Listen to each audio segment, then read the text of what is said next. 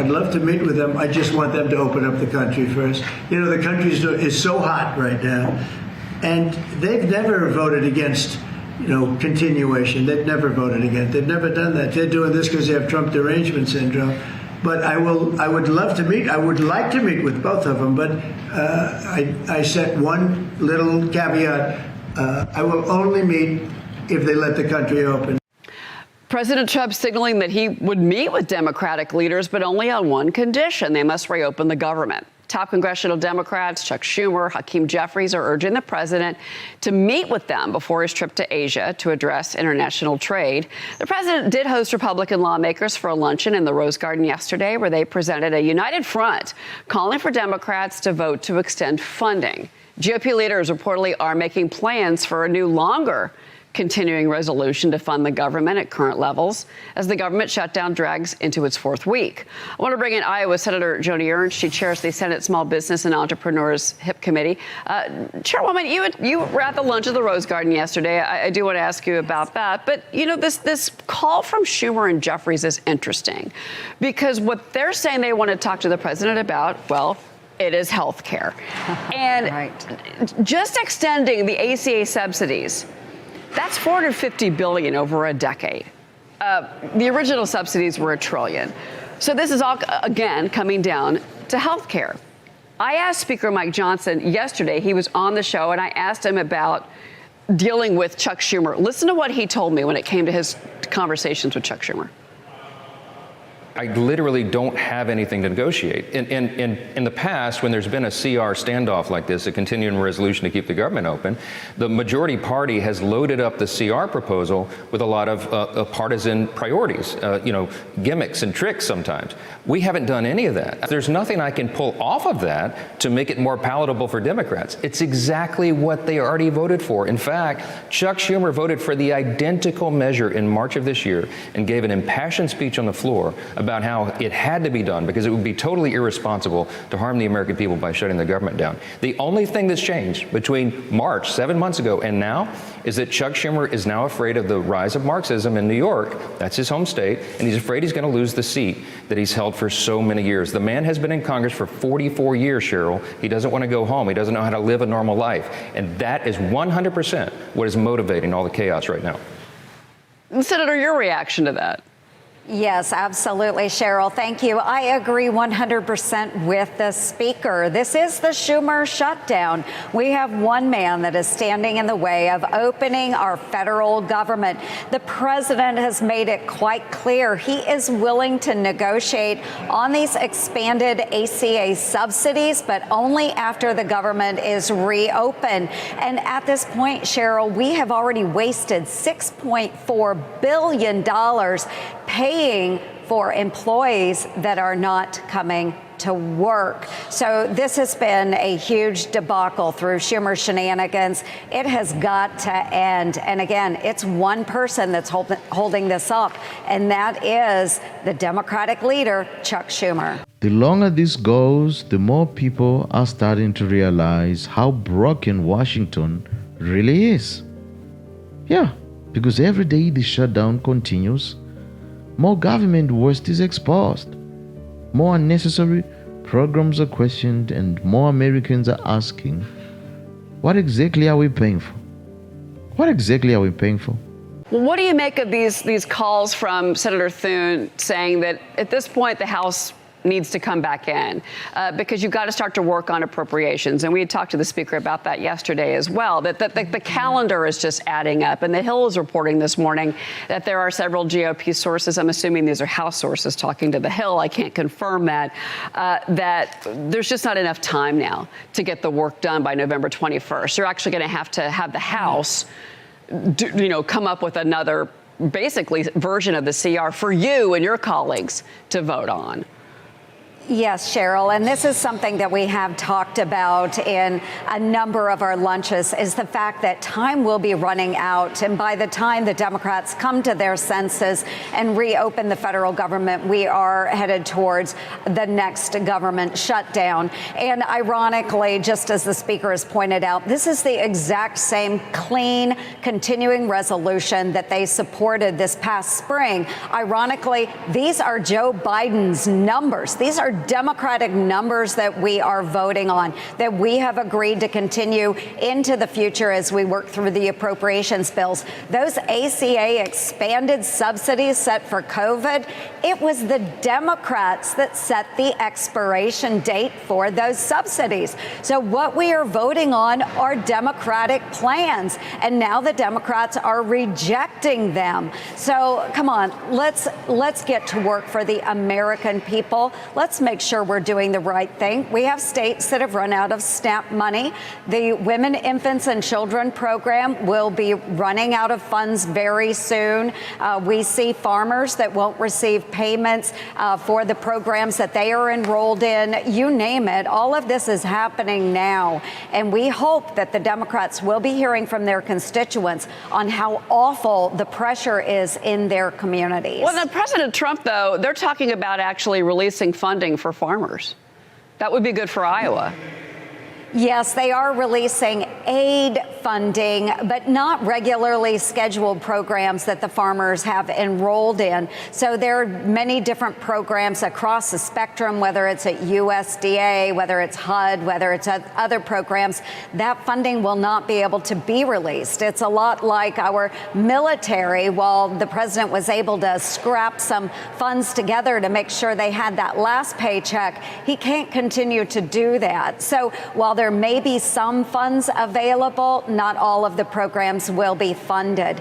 So again, we will hit some dire consequences very soon. And again, this is all because of one man, and that is Democratic leader Chuck Schumer, who won't allow those Democrats who want to fund the government to move forward with a vote to reopen the federal government. It's all on his shoulders. When you were at that luncheon yesterday in the Rose Garden, did you and your colleagues discuss, either amongst yourselves or with the president, the idea about getting paid to these federal workers? When you've got air traffic controllers, FAA personnel, NASA, when you have these people that are going without pay, TSA agents, this is when the American people start to get fed up when their flights are delayed and canceled. I mean, this is, and these people, they have families. You mentioned those on SNAP benefits. I mean, this is where you've got the American public that's watching and saying, enough. We need our paychecks. We've got families to support. Yes, absolutely. And Ron Johnson does have a bill that we will be voting on in the Senate that would allow pay for those essential workers, our military members, those air traffic controllers. We have Capitol policemen that were here all night last night as the Democrats were on the floor. Those men and women are not being paid right now. Their families don't get to see them as the Democrats continue to speak on the floor. They are trying to make their mortgage payments. They're trying to put food on the table. The Democrats need to reopen the federal government. And again, I'll emphasize we're at $6.4 billion of wasted resources. Every day we pay $400 million for non-essential workers that are not showing up to work. It's lost productivity. We get nothing for that $6.4 billion that we have spent. So again, Democrats are just throwing money out the window. And my taxpayers in Iowa, they can't stand for this. Yeah, no, I mean, only 3% of ACA premium costs for 2026 are going to come from the expiration of the ACA subsidies. You're basically holding they're holding the entire country hostage over something that affects 3% of the country. And they're still asking to meet the president to talk about health care. They've really dug in. Before you go, I need you to put your armed services hat on for a second here, madam. Vice President J.D. Vance is in Israel this morning. We've been following his movements today. He did meet with Prime Minister Netanyahu. They're looking to bolster this Middle East peace deal. Israel and Hamas have accused accused each other of violating the ceasefire. And we did get the remains of 2 more Israeli men that were returned home overnight. I want to get your take on what you're seeing, Senator, with regards to where we are in this peace process and trying to get to phase 2. Yes, absolutely. And I've spent a lot of time in the Middle East and was very involved in trying to return our American hostages home. We still have 2 deceased Americans that are being held by Hamas.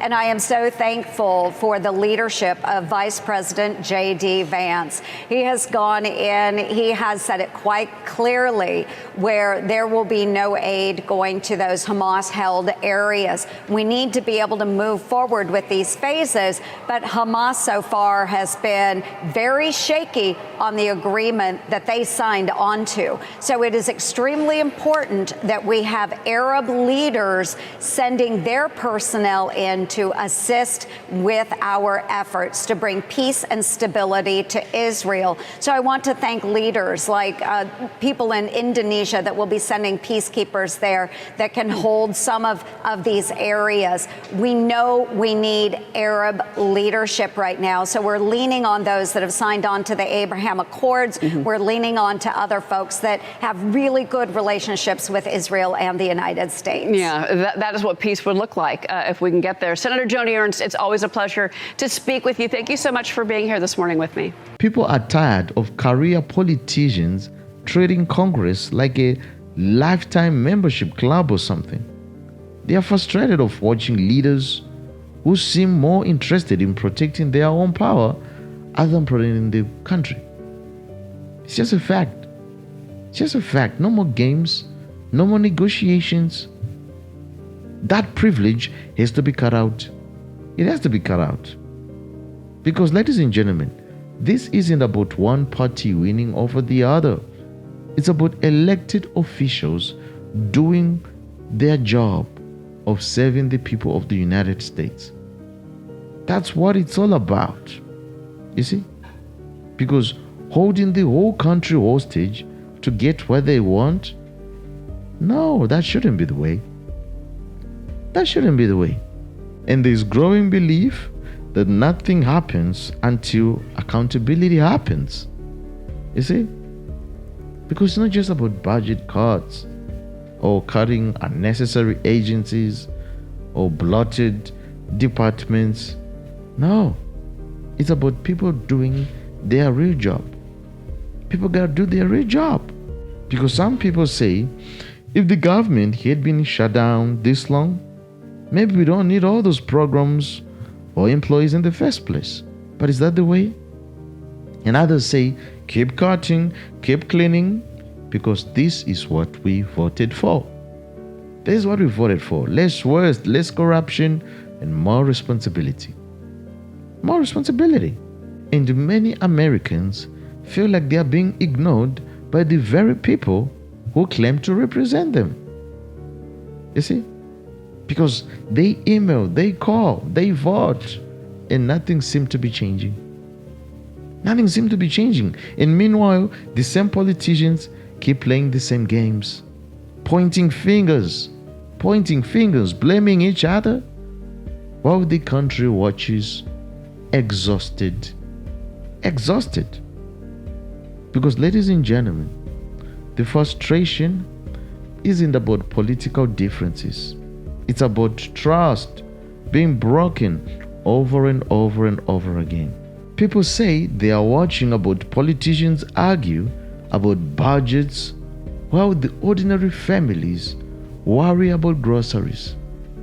They worry about groceries, healthcare, rentals. You see? And they are watching leaders approve billions for foreign interest and special projects while the citizens are struggling at home. It feels like it's a performance, you know? It's crazy. It's like a scripted drama where the people always lose. It shouldn't be that way. It shouldn't be that way. Because in the end, this isn't about left or right. No. It's about what is right and what is wrong. You see? It's about the belief that this country can still be led with honesty can still be led with honesty, integrity, and common sense. And common sense. And even it's about demanding better from both sides. Demanding better from both sides and refusing to stay silent when the people in power forget who gave them the power in the first place. Because the message is clear, folks. Americans are watching. Americans are watching. They remember, and they will always make their voice heard. See, not with anger, but with conviction. Yeah, not divisions. Not divisions. Because with determination, we will rise. That's how it works. That's how it works, folks.